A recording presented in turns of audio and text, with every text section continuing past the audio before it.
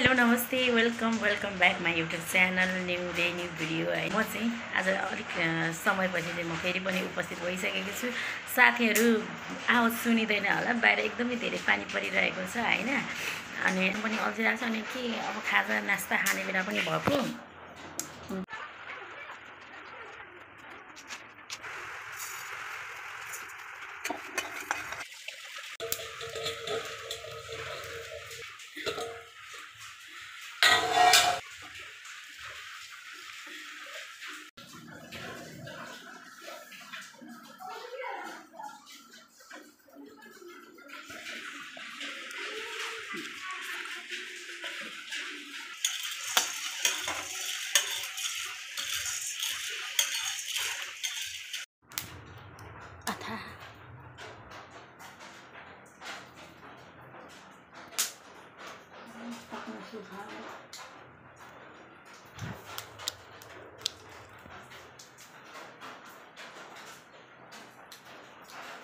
मिठो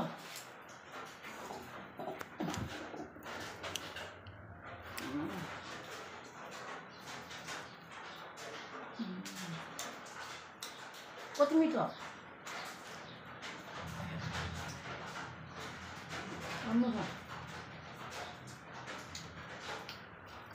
एकदम मिठो है साथीहरू। यो पनि पाको तपाईँले देख्न सक्नुहुन्छ। डढिसक्यो भन्नुहुन्छ होला है। डढेको छैन, ठिक्क पाका हो। यसलाई म ओह्राल्ने काम गर्छु। एक काने छ कि साथीहरू, कराई पनि यो यसको कान नभएर लुजास। अब यहाँ चाहिँ साथीहरू के भन्नुहुन्छ भने, अब यहाँनिर अब फेरि के बेलुकाको लागि अब चाहिँ यो कराईमा चाहिँ अब त्यतिको छोड्यो भने त दाउराहरूतिर जानुहुन्छ हैन। त्यही भएर बेलुकाको दाल पकाउनु पऱ्यो नि त। अनि आज चाहिँ सौदा त म उमा ग्यासमै सिटी मार्ने गरेको। आलु चाहिँ पानी छ, के अरे आगो छँदैछ, कति राखेको छँदैछ। दाल बसाइदिनु पऱ्यो साथीहरू। दाल मैले बिहानै भिजाएर यहाँ रेडी पारेको छु।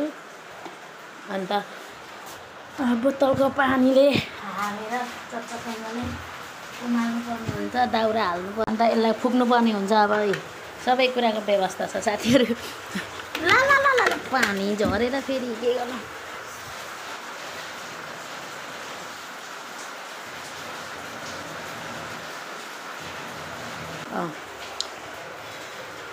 अब यति गरिसकेपछि चाहिँ यहाँ सट्ट पानी हालिदिनु होइन साथीहरू। यो तरिकाले पानी हालिदिने। अनि यहाँ चाहिँ अब यो पानी उम्लेपछि बोडी हालिदिनु पर्ने हुन्छ साथीहरू। अनि ढकनीले पनि यसरी छोप्ने। अलिक पानी हाल्नुपर्छ होला, यो त भएन। यति हाल्यो भने चाहिँ मजाले मेरो दाल पाक्नेवाला छ। दाना दाल होइन साथीहरू।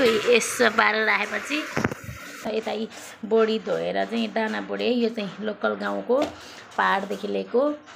यो चाहिँ यहाँनिर हाल्नुपर्ने हुन्छ साथीहरू। यहाँ हेर्नुभयो है, अघि मैले के भनेको थिएँ, उमालेर हाल्नुपर्छ भनेको थिएँ नि हो। ल यसलाई चाहिँ टक्कसँग लगाइदिने। अनि यसलाई हल्का नुन पनि हालिदिनु पर्ने हुन्छ साथीहरू।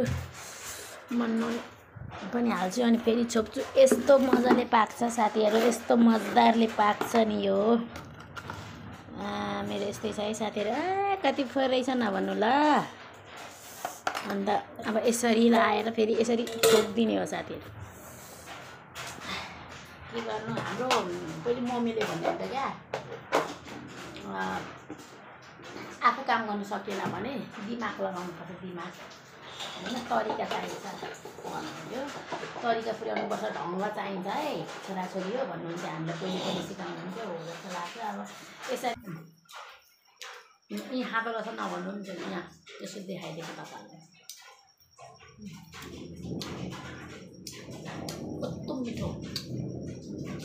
यसरी खाँदा साथीहरू म त गाउँको कोदोको जाँड पो सम्झि पाएँ। अब के गर्नु, मेरो भाग्य, मेरो जिन्दगी। के गर्नु, कोदोको जाँडको याद आयो छैन।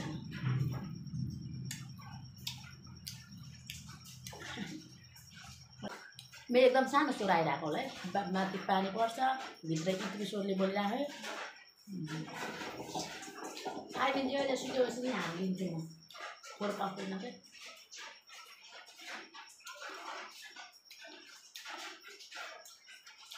यत्तिको हुनुपर्दैन तातो यत्तिको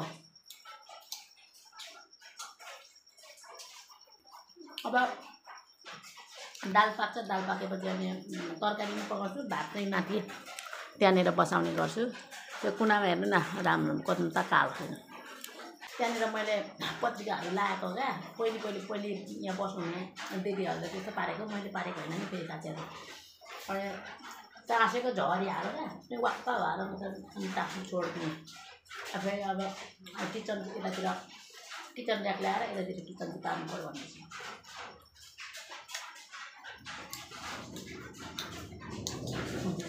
लाइन गयो साथीहरू लाइन गई यसरी झ्याप्प लाइन जाने गर्छ के गर्नु गाह्रो छ कि ओ माई गड लाइन आयो लाइन अन्त यो काँक्रा पनि काटेर खानुपर्ने हुन्छ साथीहरू होइन अनि नुन खोर्सानी अचार खोर्छु खान्छु अन्त यो चाहिँ भन्नुहुन्छ भने यो चाहिँ दाउरा हो घरको कान्छी छोरी हुनुपर्छ कान्छी बुझ्ने हुन्छ सबैभन्दा घरको सानो हुनुपर्छ माया कति पाइन्छ भन्ने यस्तो यस्तो दाउरा दिएर माया गर्छन् दिदीहरूले मलाई दिदीले दिनुभएको दाउरा नाना यो चुल्हा पनि दिदीले नै बनाइदिएको मेरो मैले बनाइदिएन कतिको मासु सासुहरू यसो भुटेर मलाई त्यो मासु ग्यासमा भन्दा पनि यस्तो आगोमा पकाएको एकदम मिठो लाग्यो टेस्टी लाग्यो कि अनि त्यही भएर मैले बनाइमागेको यो पनि बनाइदिएँ मलाई दाउरा पनि दियो अस्ति नै एक बोरा सकाइसकेको दाउरा यो हिजो अस्ति भर्खर लिएको माया सबै थोक माया ओ देख्नुभयो साथीहरू मेरो बुढी ओहो यो तरिकाले पाक्छ एकचोटि हेरेको कि कस्तो भयो भनेर अब यसरी फेरि यसलाई छोपिदिनु पर्ने हुन्छ यतिको भयो भने त म अगाइसकेँ साथीहरू खाना अगाइसकेँ अब म अगाइसकेँ पानी खाएँ होइन जाँडको सट्टा पानी खाइदिएँ अब जाँडलाई सम्झेर पानी खाइदिएँ के गर्नु त हो होइन हामी त पऱ्यो ती रोहिणीहरू त हरहरी नै सम्झना आउँछ जाँडको क्या त्यही गर्नु कस्तो मजाले यहाँ फुरो मलाई यस्तो देख्दा गाउँमा पहिले गाउँको पो याद आयो देख्नुभयो नि मलाई जे पनि आगोमा पकाएको मिठो लाग्छ कि त्यति गर्नु सम्भव हुँदैन